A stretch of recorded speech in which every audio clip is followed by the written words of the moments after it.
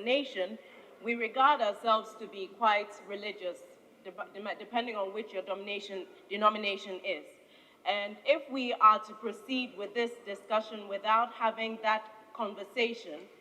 within the context of how we see ourselves, I have a very strong suspicion that we might not get very far with this conversation. And therefore, in the stakeholder engagement, we need to also make sure we're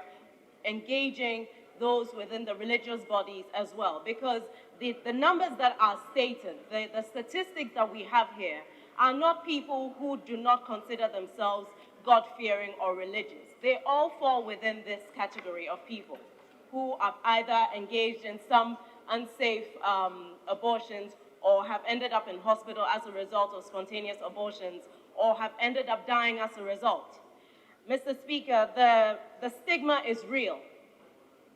but the situation regarding the fact that abortions do continue is as real as well.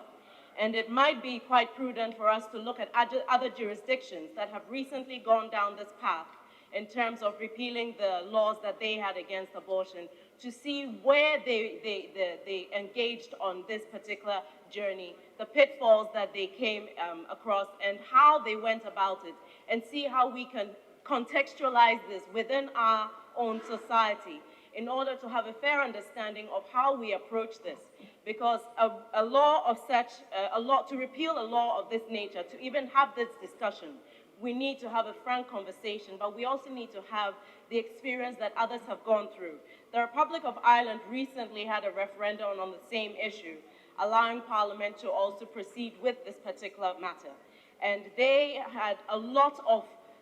organizations pro and against the whole concept of whether or not to legalize abortion outside of the ones that are allowed within the law, as we have in Ghana. I believe that in order for this conversation to proceed, there has to be a lot of sensitization, and the stigma, which is real, must be acknowledged as well. But we need broad stakeholder engagement in order to make sure that as representatives of the people in this House, the path that we are taking or the options that we are looking to provide are in alignment with what our various constituents are hoping for. The statistics don't lie, but we must also consider the broad views of those who represent in order to make sure that this conversation has a healthy